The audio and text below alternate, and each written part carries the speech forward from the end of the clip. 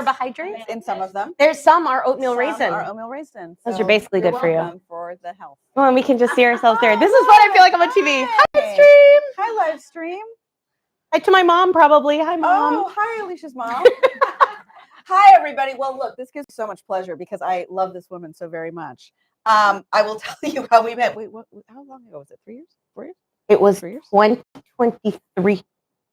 2.5 years. We're coming up on an anniversary. I know. Oh, God, we need to do something. Anyway, maybe a trip. I was in New York visiting Lin-Manuel Miranda, and he said, "You have to meet my friend." And I said, "I'd love to meet any friend of yours. Are you kidding me?" Little did I know I would fall so deeply in love with this very talented woman and read her book and devoured it and loved it and was just like, "I love your stuff, but also can I be your friend?" I'm gonna cry now. We're just starting. And she's just one of those people that's so immediately authentic and easy to talk to. And she is exactly this person. And so this book, I obviously read all of her other books too. She has amazing My What If Year, which I love so much. And new stuff on the horizon, which we can't talk about yet. But this is your first piece of fiction. So first I'm going to do the proper, I think we should. Okay. For the people. For those in the back. For my mom. the interwebs. Okay. So Alisha Fernandez Miranda is an award-winning Cuban-American author of the USA Today bestselling novel, Someone's Gotta Give. Three times. Thank you. Her first book, the memoir, My What If Year, featured on Good Morning America and was best new book in People magazine and the Boston Globe. Her writing has been published in Vogue, Marie Claire, Shondaland, and numerous other publications. Alisha is the current chair at IG Advisors, a leading social impact agency that consults the world's biggest nonprofits, including the Gates Foundation, Ford Foundation, and UN Women. Alisha is a graduate of the London School of Economics and Harvard University and speaks on women's empowerment, social impact, and sustainability. And she currently lives in Scotland with her husband and children. So this book today, I don't want to tell them that because I want them to find out about it. I can do a little summary. Because I want to start with what inspired this book. Well, I have to start by saying that this book is fiction because when people hear my bio, they're like, this has to be. They're like, oh no, this book is about you. Right. This is your thinly veiled takedown of the philanthropy industry, which I swear it is not. But so this book is the story of Lucia. Lucia is a new mom, new wife, and new expat. She's moved to London, and she finds herself sort of without her purpose. She's been a fundraiser her whole life, and she is not working, and she's home with her baby, and she ends up getting a job as a philanthropy advisor to London's rich and powerful at the poshest private bank in the UK.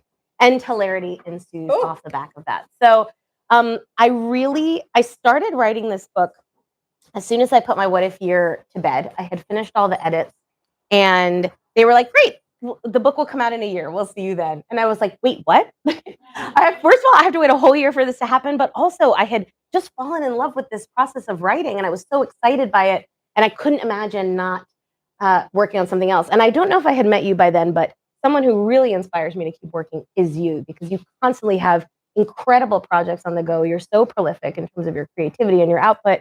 And so I was like, I got to work on something else. So I thought, why not write a novel? How hard could that be? I've just written a book. But turns out much harder than writing a memoir, as I soon learned. So this book went through 11 full drafts before we got to the beautiful version that you've seen.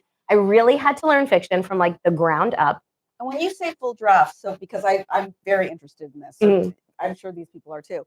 What does that look like? Is that a full re-break of the story, like a we say breaking? Yeah. What do you say in the novel? What am I supposed to say? I don't like when you fully restructure it. Okay, so I think I did probably 3 major complete plot restructures from like start to finish. A few things stayed the same. In outline mode, or is that you write the whole thing? I kind of wrote the whole thing. Oh my gosh. Okay. So I did a couple drafts because there are some writers here actually, so people are interested in this vaguely. Like I did 2 drafts, and then I sent it to my agent, my former agent. Let's just say my former agent. So she's not watching this stream, and I've shaded her so much on this story but this is a true story. I have to be authentic about this. And she kept it for like 8 weeks, and then she wrote me back, and she was basically like, "This book is not good." And I can't really tell you why it's not good or what you should do to like make it good. And she had been very adamant that I should stay in my lane. She was like, "You wrote a successful memoir. Why are you trying to do fiction?" I don't like it. And I was like, well, I want to write fiction, and I had this idea, and I'm working on this book. She was like, maybe you should write a self-help book. That was like the piece that everybody kept saying, write like a companion to my What If Year and help people with their lives. And I was like, I couldn't possibly, because I don't know how to tell people how to live their lives at all. So anyway, I then put the book away for like 2 or 3 months, and I was like, forget it. I guess I can't write fiction. I was wrong. Like, I'll just do something else. And the story and this character of Lucia just kept coming back to me. So I took it out again. I then did a full rewrite of the whole book from start to finish. I sent it to a bunch of writer friends, and I was like, I need you to tell me if this is the worst thing you've ever read, or if it's like, there's stuff in there that I can work on. Because if you really think it's the worst thing that you've ever read, I will put it away in a drawer and I'll just start something new. Like, I'm not going to touch it. And I got some really good constructive feedback from people. And so I went back to it again. And then I think around draft 5, I did another full, completely like plot restructure again. So it was a huge amount of effort, but I kind of think it's important to say that, because people see books and they think they just like magically appeared out of your head. Yeah. And this book took a huge amount of hard work to get good enough to be published and to be really proud of it. What is that process in terms of, do you yourself say, it's not right, I'm going to start over? I do. So now that I've done it once, so now I was working on my new project, I know when I get to the end, I have to start over. Because I write really fast and I spit it all out. And I leave the stuff that's terrible, because I know I'm going to go back to it again. So I will do another draft. And there's a really good book called Refuse to Be Done, if you're ever working on novel writing, which is like how to write a novel in 3 drafts. And draft 2 is you basically take what you've written and you kind of keep it on one screen, and then you literally retype your whole book again, and you're making changes as you go along. And the first time I read that, I was like, what a waste of time. But then I did it and I was like, oh, actually, this is so much better, because you really kind of need that fresh revision of it. So, but once I got my book deal with Sippy Books, then I had an editor, and I met her, and she was like, this book is great. We have so much work to do. And I was like, okay. So then from that point on, a lot of my rewrites were feedback from her, and kind of taking on board what she said. So it's very helpful to have somebody else do the editing for you, but I do it myself a lot too. That's great. Yeah. And then why this book in this moment? This character. I love Lucia so much. I wanted to write about philanthropy. Yeah. I wanted to set a book in the world of philanthropy, because it is a super weird world. Like, I have met most of the members of the royal family. I have been to some of the fanciest, nicest places. I have been served caviar while talking about poverty. I have been to conferences about climate change where people came on their private jets. Like, this all happens in this very strange world where everyone's trying to do good, and it comes from such a good place. But it's not always implemented or executed in the same way. And because of what philanthropy is and what it has become, it is also a place where you get to do like very fabulous things, and like you meet great people, and people kind of want to be around these issues. And so I just felt like this is like the perfect place to set it feels sexy, a novel, right? There's something, and it's one of those a book that I absolutely look to for inspiration for this. The Devil Wears Prada did for the magazine industry. Right. I loved the idea of that kind of book, like a peek behind the scenes of an industry. Yes. So I wanted to set it in the world of philanthropy, and I really wanted to write about a character who was a new mom, because that for me was a hugely transformational time in my life, in good ways and really difficult ways. I really struggled for many years after my twins were born to balance all of these things I had been so ambitious about for my whole life, all these goals that I had for myself, and trying to be a good mom who was also there for my kids, and how I did those things together. So now I'm like 13 years on from it. My kids are mostly self-sufficient. We'll see. My son called me today. He's like, I lost my keys. I was like, oh God. I'm literally on the other side of the world. What would you like me to do about that? Please call your dad. To look back on that, I just feel like motherhood was such an experience for me. It was something that really spoke to a lot of these issues about what are my goals? How do I be the person I always was and want to be, but also be this person that is giving so much of myself to my family? And I want to do that too.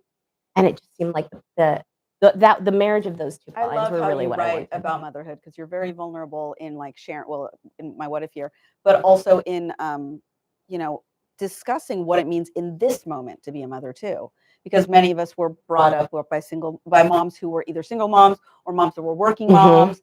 And I think I'm really noticing that those women had to pretend that they could have it all. That was what they were told, and they had to really present that. Yeah. And so to see behind the curtain, to see the cracks in the armor, to see that it's okay, to see, even when you were saying how to be a good mom, I'd wonder what the definition of good is. Mostly keeping your children alive, Okay. I think. I mean, that's a really good question because I don't know. I don't know. Like it's different And for everybody everyone, has a different the opinion. expectations Yeah. that people have on themselves, and how oftentimes, like when you're out there talking about this book, I'm wondering, is there sexism when asking you about those questions? Because I feel like I would get questions all the time about, like, as a mom, and I'm like, do you ask the men this? Yeah. Do you say to the men, like, what's it As a like to dad. be, as a dad? Yeah. Do you say that? No, they never It happened do. in every single event I did for my What If Year. Somebody would raise their hand and say, did you find it? How did you leave your children to go and do these internships? So my What If Year, which is my first book, which is hot pink and around here somewhere. It's fabulous. Oh yes, hold it up if you bought it. Thank you so much. And it tells the story of this year I spent going to do these internships at the dream jobs of my childhood. She really did this. Yeah. That I went out to go do, and I had this amazing experience. But for half of them, I had to leave home to go and do them, and leave my kids and my husband behind and go and do that. And so people asked at every single event, "What was that like? How did you do that? How did you leave your kids? How did you leave your husband? You know, what did he do? What did they do with that? How did they manage?" And it was, and I did often say, "Would you be asking this question if I was a man?" But I also recognize at the same time that it is different for me to leave than it is for my husband to leave, especially when my kids were younger. And there was more of that just kind of like emotional, well, I like to say I'm their emotional garbage dump, but like, also there are nice things about it too. But so that it was definitely something that got brought up a lot. I think with this book, if people have read it, they've kind of gotten to the point where they're like, oh, right, maybe I shouldn't ask her that question, because there's a lot in here of Lucia going on this journey where she has to come to terms herself with how she balances these things in her life, and how she, as somebody who deeply, deeply cares about what she does, this is her vocation. She is so passionate about her work. She is actively working to make the world a better place for the most vulnerable people. That is how she always wanted to be, and that is what she's always wanted. And then she's got all of these familial responsibilities that she never had, and she wants to do both, but she's finding herself constantly pushing up against the walls of the having it all mixed. That's right. That's right. And the importance, I think, of our children seeing us fight for them, fight for a better future, be active in our communities. Like, that's something that I think is often not discussed too, and a really important part of why books like this are very important. So, what do you hope the readers will take away from Lucia's story?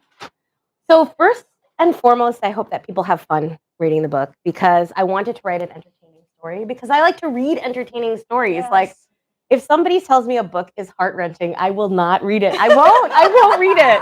Or I'll put it on my list, and like I'll read my like one heart-wrenching book a year. But especially now, the things that I crave are stories that are entertaining, stories that help me escape, but also stories that don't make me feel dumber after I read them. Like, I want there to be something interesting in the book.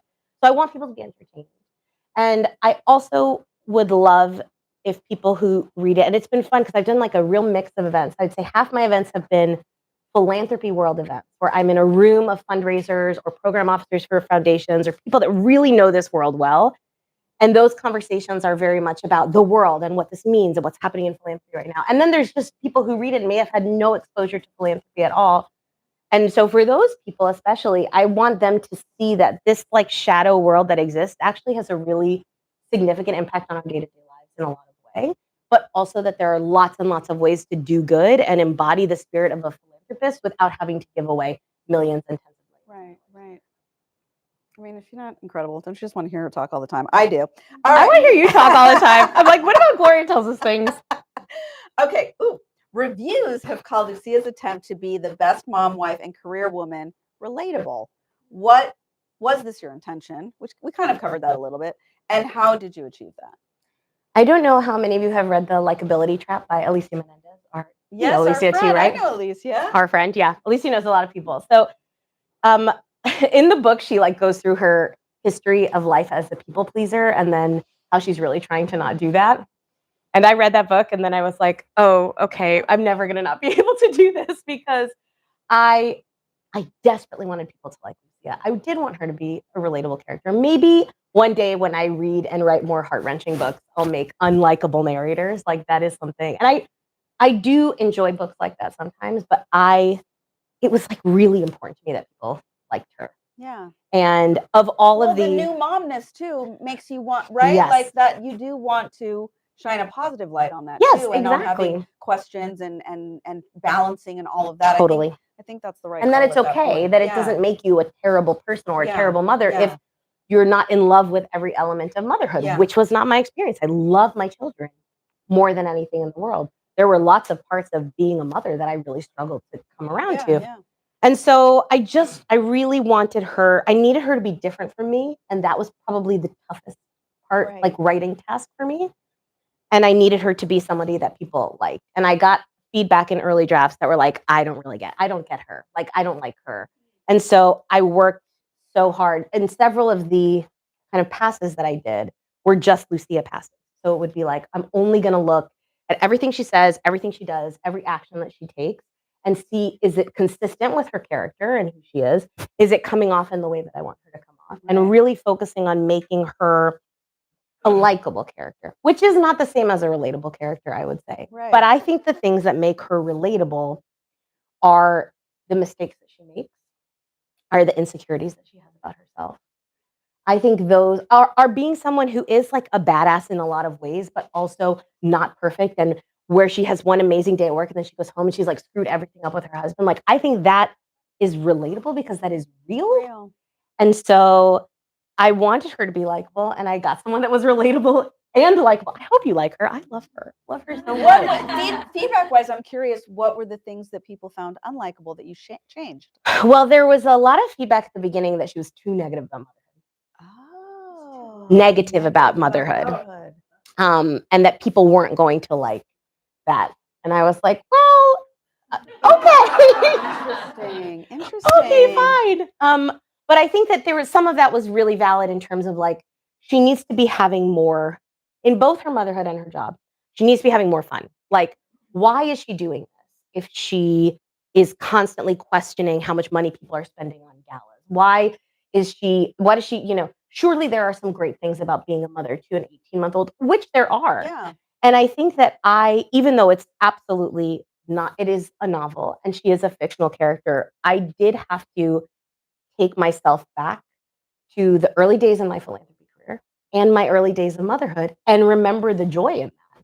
And that was a really, like, ultimately cathartic and like gratifying exercise, because I worked in philanthropy for almost 20 years. I've been, my kids now are teenagers, like they're actual teenagers, the eye rolls, the like, I'm so uncoolest person that they've ever met. Like, I'm like, actually, I am pretty cool. You're really cool. You're really cool. They're like, you're so not cool. And they're going through their own changes in their life. And so they're very focused on themselves and their world. And it's not all about me anymore. And that's fine. But I had to go back and remember what it was like when they were little. And I just wanted to spend that time with them. And when I knew I had so much to do, but the building of this Lego tower was like the most important thing in the world. And that was the place that I wanted to be. And the feeling of being pulled in all those directions is something I still feel. But that just wanting to be with your child and them wanting to be with you all the time was something I had to go back to. And so it was the same with philanthropy too. And I think through the writing process of this book, I reconnected with a lot of the joy that I feel in this field. Because when you do anything for 20 years, it's easy to get jaded. You see all of the flaws, see all the places people go wrong. And it's harder to remember what it's like when you are at the beginning. And it's exciting. And it's new. And it's scary. And you don't know everything. Yes. And that was such a good, like, personally, it was a good exercise to go through. Because afterwards I was like, oh, right, I really do like this work. I should keep doing it for a little bit. Yeah. So you're talking about this too, but many elements of Lucia's story draw parallels from your own life. So why did you decide to write this story of a Latina expat to the UK who works as a philanthropy advisor as a fictional after writing a memoir? Because you could have done another. I could have done You could have done it about you and about that. I've signed a lot of non-disclosure agreements with previous clients. I definitely could not have written a memoir. But my memoir would not have been as fun as writing juicy, right? As juicy, as fun. And so I definitely wanted to be fiction. There was like never a question in my mind that she was going to be a Latina heroine ever. And also that's what I'm doing in all my books anyway. And I realized that people write about people that are not like themselves all the time. I know. And there are lots of characters in the book who are not Latinas. But to get inside the head of that main character, that was just I never even questioned it. And I remember an interview I did an interview I read with Kiara, who is Lin-Manuel's writing partner on In the Heights. Yes.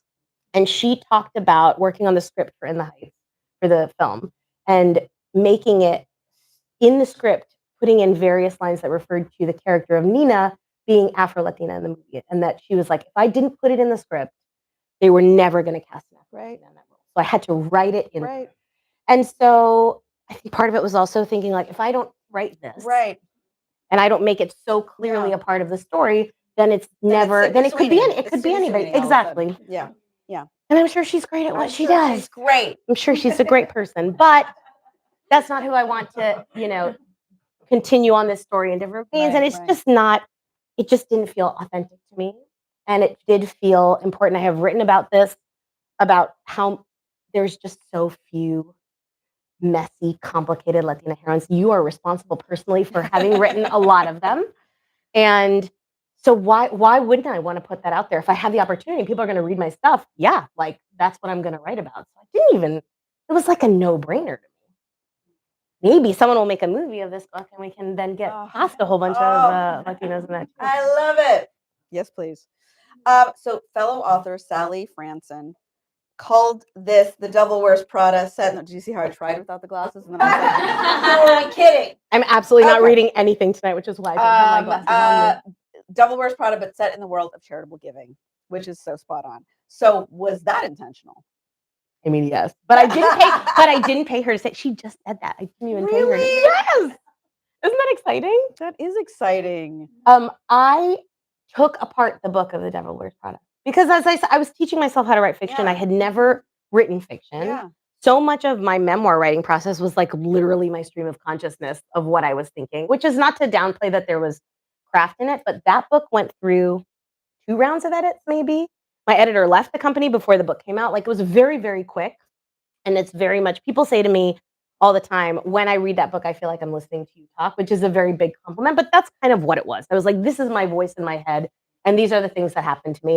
And we're going to try to make it like funny in places, but more or less that was it. And this just involved a whole different world. And I've read a ton of fiction, but I still could not figure out the mechanics. And I need to know how something works. Yeah. I am a plotter, not a pantser, if you are familiar with those distinctions. Like, I need an outline for everything I write. I can't just like dream about like, what would my character do next? No, I like to write within a structure. And then sometimes that changes, but I need that.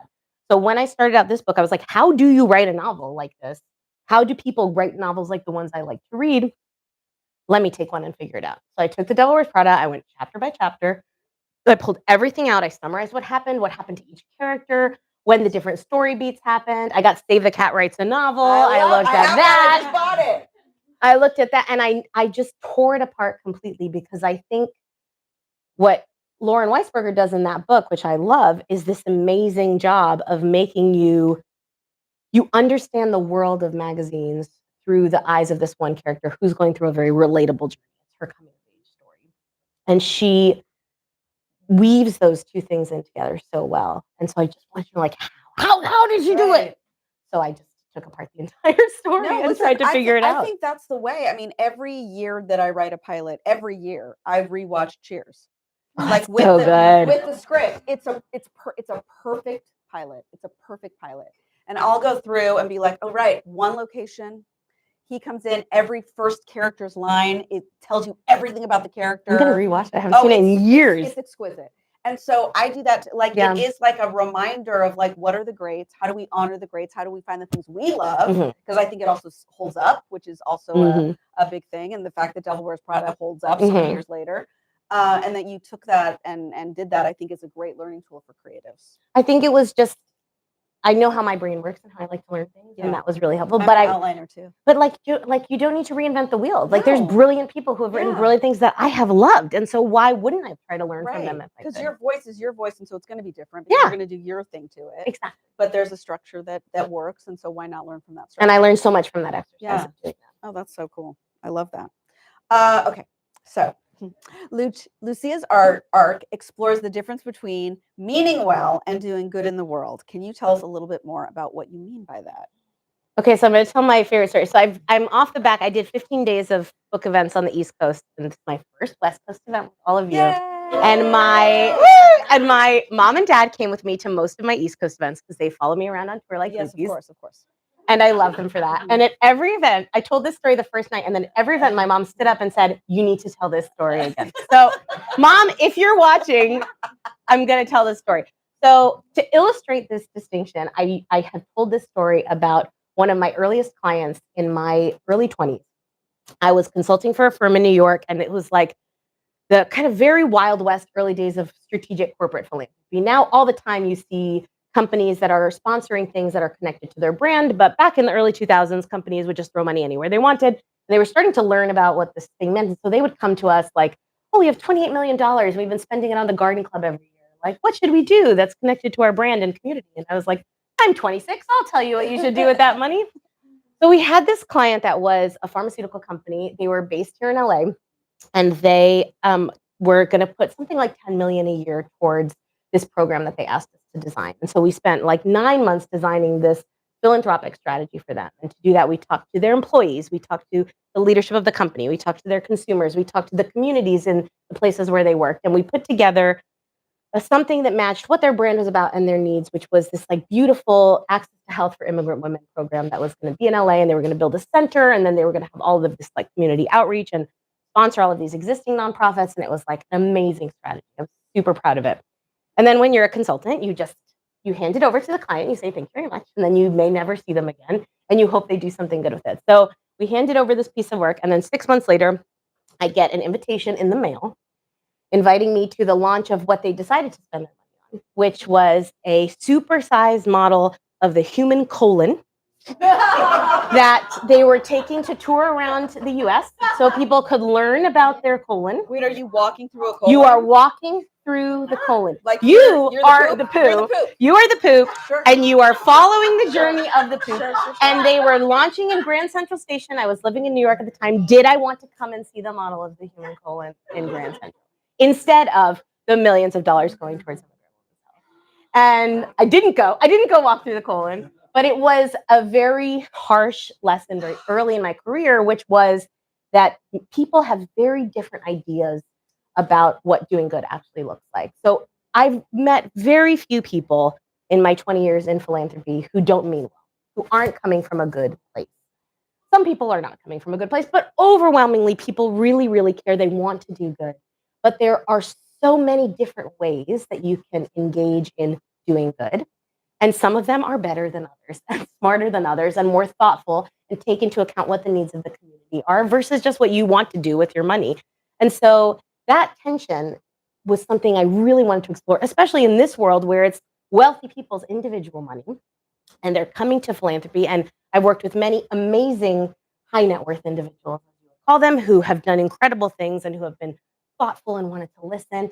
And I have worked with many people who have come in and said, "I want to fund playgrounds in Greenwich, Connecticut, and that's what I think the world needs." And I said, "I don't think that's what the world needs, actually.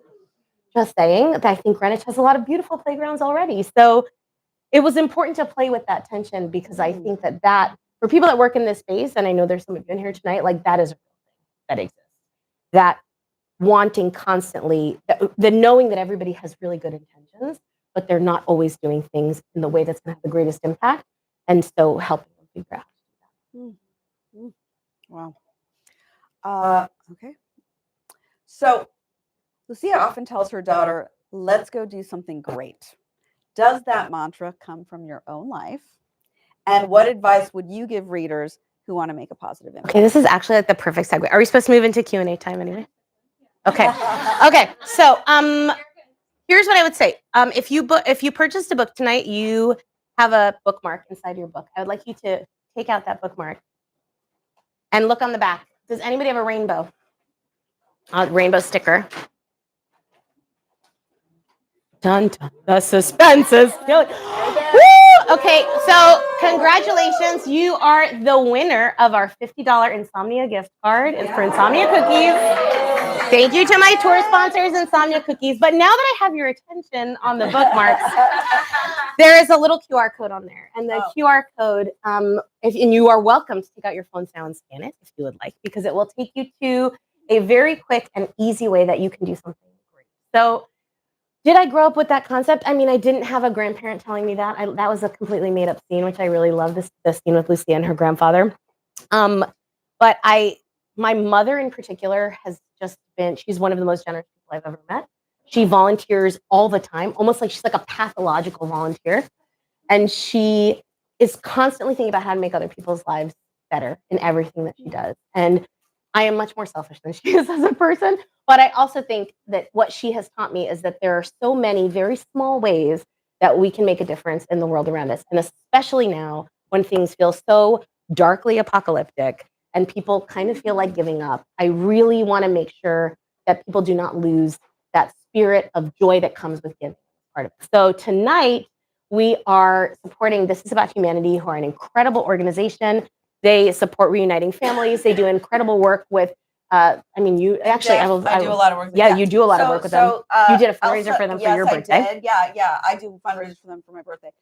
So Elsa Collins and so many others come together, and they basically do a lot of trips to the border, and they work also with immigrant defense to make sure that there's legal services provided to people, that they have access. They also do a lot of events for recently reunited families. These kids have been through some real trauma. And so I am the daughter of Cuban immigrants as well. And there are many, many strangers that arranged for my parents to come here safely, for them to have a path to citizenship, et cetera. And I will never be able to thank those people. So this work is very important to me because it is a way that we can be giving back in small ways. They do so much great work also at the border and across the border. They do events here in the US that you can participate in and across the border as well. In partnership with the YMCA, and there's different pockets that you can contribute to. If you're passionate about LGBTQ issues, they have an LGBTQ center that you can give money to. They also have a lot of kids that are in their orphanage, and you can give money to buy balls for the kids so they can play outside, or have shade, or have new books, or whatever you want. You can be really intentional about how you see that money go to them, and they're just a really beautiful organization and really beautiful people behind it that organize to make sure that these kids are being looked after. So I'm so proud of what they do. The first link on that site will take you to their donation page. You can give anything you can. I have now seen 2 days in LA. I see how expensive a coffee is here. Yeah. So the price of one LA coffee will really make a difference, and you will feel really good if you engage in that way and you learn more. So if you want to do something great today, I would love you to support them. I mean, really, $10. I'm not kidding. Like there's campaigns that I do every year that it's like people think that, oh, I don't have. It is small donations are the backbone of how most charities are supported. It's not the people like Tamsin giving 200 million or whatever she's doing. So, yeah. Great. All right. So please do that. You have to ask questions. Do we have to ask questions now? Is that where we are? They ask questions? Okay. Tess is so diplomatic. She's like, stop talking.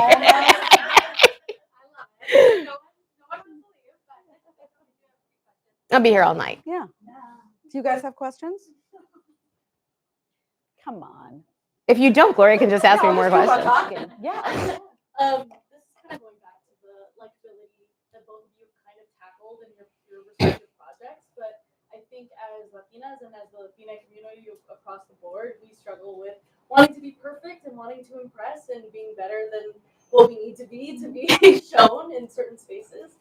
So I would love to talk about like the messy heroine kind of aspect of your guys' projects and that tension between wanting to be liked but also accepting who you are, where you're at in life, and that it's okay to make mistakes and all of that. So I want you to start with that. You want me? Oh, well, see, look, I just turned 50, so my last fuck has really been given. and it's really, it's so wonderful. I'm so grateful to be in this space now because I love getting older. I really love it. I love aging. I don't think we give it enough credit or make it sexy enough, but it's so sexy getting older. I have the best sex of my life now than I did when I had a perfect body. I do, right? I have a better relationship with my children, with my parents, with my husband. I have more authentic relationships with people around me because I have cut the fat of people that I don't like small talk. So my favorite thing is like, tell me about your mother. You know, like I want to get right to it. And so for me, we're all messy. And I've done the perfect thing for a really long time and it's exhausting. We don't have to do that. So for me, I get a real joy now in writing characters that for a long time I did feel like I had to write these perfect characters. And I remember when I wrote One Day at a Time that a lot of people were like, oh, the perfect Latina student, you know, and I was like, no, dude, that's what I had to do. Like, that's what many of us feel we have to do in order to survive and thrive. And because of the sacrifice of so many of our parents, we walk with that. With everything I do, I walk with my ancestors and their sacrifice and what it was to come here and how so much has been pinned on me succeeding. I have to do it. I've let that go. And I think that I want to give people permission to also let that go and to understand that actually people take great relief in seeing your mess because it allows them to connect with their own mess. And then they're more vulnerable with you and more authentic. So I really love that. I love that too. I can't answer that better. That was amazing. I do think, just to like exclamation point what you just said, is that I don't think that being likable, one thing I've learned is that being likable and being perfect are not the same. Right. I actually don't think I think a book about a perfect heroine, nobody would read that. And also I'd run out of things to say after like 20 pages. So I think that to me, a lot of the likability is in showing those imperfections. And in my journey through motherhood, I remember they have this thing in the UK called NCT, which is like, I guess like prenatal groups that you do. And they are wonderful because it's a nonprofit that runs it. You get placed with people who are in your neighborhood having a baby around the same time. And you have like scheduled meetups. You have like a built-in group of friends. So it's like a mommy and me. Exactly, like a mommy and me. UK mommy and me, but everybody in the country does it. Oh. And it's really popular. And it's like micro communities. So I had these women that lived within 10, 20 blocks of me who had kids within a month. So we would meet up and I would meet up with them and everybody would be like, yeah, you know, it's hard, but like sometimes I just stare into my baby's eyes in the bed. And I was like, oh, right, because you only have one baby. But I never said that. I said, yeah, me too. I do that too all the time. I just love staring into them. And like, I'm not even worried about the fact that I'm spending literally 16 hours a day producing milk in some capacity for 2 children.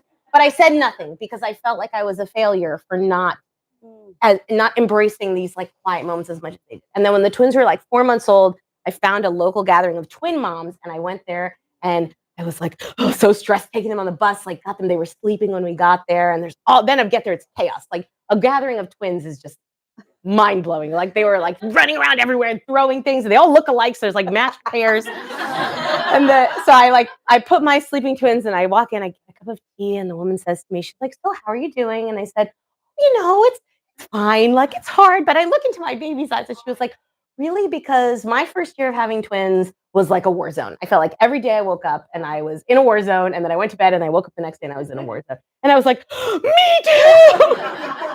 And I wish I could remember her name because I'm so grateful to her because by her showing to me that she was vulnerable, I was then able to be vulnerable. Right. And I feel like it's important to pay that forward because I am also not quite 50 yet, but on my way. And I feel like I have an obligation to make sure that people know that so much is not perfect. And there's so much you see on social media and blah, blah, blah. I know. That's not real. Like the stuff that's messy is real. And I think people are drawn to that and they connect with that. And that's what I think really pulls at the heart of a lot of this stuff. And I love your characters and I love watching them. And With Love was such a I hope you've all seen With Love. Like, it's not about me. But it is such an, but you're such, no, but you really inspire me. And it is such a great show of a lot of imperfect people just doing their best. Yeah. And they're very pretty, all of them. But like, you know. Pretty people have problems too. And I just think that is what makes it watchable. What makes you want to come back and seeing them in all their flaws. Any other questions? If you were to cinematize this book, which would be the 3 most tension themes you would pick? Ooh. Oh my God, what a good question. Well, first of all, Gloria would have to be in charge of it, so that's important. Lovely. I think that the tension between meaning well and doing good for sure. I think that there's not a lot of popular culture about philanthropy out there. Yeah. There's Loot, Yeah. which I love Maya Rudolph, but I don't think that show had anybody who worked in philanthropy writing that show because it was like very unrealistic. So I think that real, all of these people who mean really, really well, and not in a punching down way, but in a real way. Like, let's talk about the fact that lots of people want to do good and they're not always able to do it because of their own lots of reasons. I think that the tension between motherhood and ambition for me is crucial. And it's something in my next book that I'm working on, I'm exploring as well from a different stage because it is real. It is real at every stage of my life since I have been a mother. I have felt that. And I don't know what number 3 is. I think expat life and like that fish out of water, which we didn't talk about much tonight, but like I really loved so many of just those moments where Lucia is so out of place in London as not just a American in London, but a Latina in London. And the first interview I did before the book came out was with a bunch of British people. And they were like, so let's talk about your portrayal of British people. And I was like, oh God, I never thought British people were going to read this book. So, but we had a really good. Say? So they were like, so it feels like, so they were like, do you really think we're like this? And I was like, yes, you are like this. Like, I've been here for 18 years. Like, oh, you are often like this. And we had a really good chat because they were like, well, it just feels like this kind of cliched version of English people. And I said, this is very real for me. Like, a lot of the people I have met have been like this. The British are amazing. Many of them, not all of them, but I love being part of that culture. But I have also been made to feel like I am not British, like I do not belong in a lot of different ways, and that all these pieces of my identity are not welcome over here, where I'm just holistically American. And British people never say what they mean. Like, really, they're very bad at it. Yeah. I mean, you lived in London for a long time, so you know. So I think that would be the third one, is that kind of expat piece. But they in the end, they really liked it. But I think they were like, they couldn't believe, but they were both British. And they were like, is this what we are like to other people? And I was like, kind of. Yeah. I love you, but yes. Yeah. No, it was a real, I mean, I love your exploration of that in your work too, because I always feel like I'm defending my Latinidad, right? And when I went to England, I was American. Yeah. And I was like, wow, I'm more American in the UK than I am here. Because they're like Latina. What is that? Yeah, what does that mean? Like they don't understand the complexity of it. It's like, oh wow. So it's the exploration of that, not fish out of water, and how that is. And there, it's so much more about class. Like it really, I think living in England for me was fascinating because it was really like, oh, we just as people are sort of assholes that need to make ourselves feel better than one another. There's all white people, but they're like, oh, well, we have a different accent than you, so like it's like, oh, we will do anything to live in some sort of hierarchy. And how can we in this life break that down and just be nice to each other, right? And so and it's hard, and the Brits don't like to talk about that. They don't like to see it.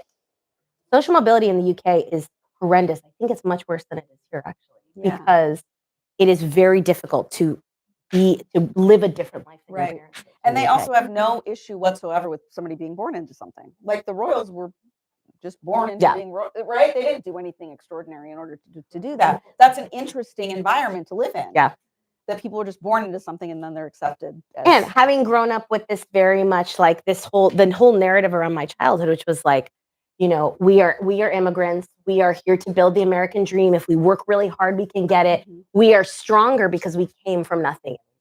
That's right. And in the UK, that rags to riches narrative is like under the table. People don't like to talk about it. If you've come from Birmingham or the Midlands or the North or Glasgow, your accent softens if you're going to work in London. That's right. Or you change your accent. You don't, they do, and they do. They have accent coaches. They will change their accent. And it's weird in Scotland as well, because like in Scotland, regional Scottish accents are like not seen to be as acceptable as like kind of Englishy Edinburgh accent. But every time I get into a taxi, they're like, oh, how long have you been here? And I'm like, 18 years. And then they're like, excuse me, which I also love. It is interesting you don't have the Madonna affect. I think I did it for like a little while. When I came back, I was definitely like, actually the Australian influence of going up at the end. Yeah. Like, you're right. And then make everything a question. I think if you talk to me in a work setting, you would maybe hear a little bit of it. Interesting. But also, I really write emails like a British person. And then when people who I've only emailed with meet me, they're like,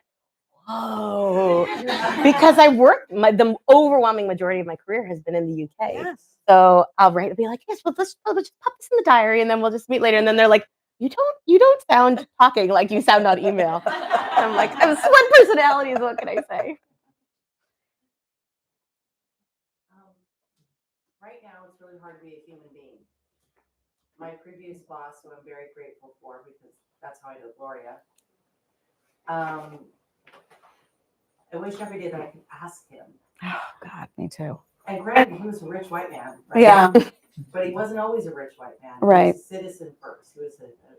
He was a humanitarian second. He was a mentor third. And as two very accomplished Latinas working in this business, sharing your art with the world, please tell me, how do we keep going? Oh, Both of you, whatever you have to share. Because I just need some words of wisdom. well, because we have to, first of all. Mhm. If not us, then who? You know, in so many ways, I feel like we are who we've been waiting for. And so, I mean, I have an email, one of the last emails, Norman Lear, who she's talking about. I have one of Norman's emails on my desktop, and I'll just click it open every once in a while. Because I often feel like, gosh, I wish I could talk to him right now and think about and hear him talk about this moment and how to work through this moment. Where we are back, I will share that from the Hollywood perspective. People are saying the quiet part out loud now. They're saying, you know, like, oh, we loved One Day at a Time. I mean, you couldn't do that right now. We couldn't program that right now. It's too political. I was like, just a Latino family. Yeah, well, being Latino is like really political right now. Dead serious. So it's like, oh, okay. Well, listen, the good news is that does not deter me because I've been here before. It's 1999 again. I can do that. I'll shoehorn my shit in. I'll Trojan horse it. I'll be like, her name is Stephanie. Stephanie. Like we'll figure it out, right? We can do that. But we must for our children. We must because we know what it feels like to do it. We've both had a taste of what it feels like to do it, and that response that you get from people, where you realize, oh, we're making look, there's something just fun about writing a book and writing a TV show. It's so fun. It's so cool.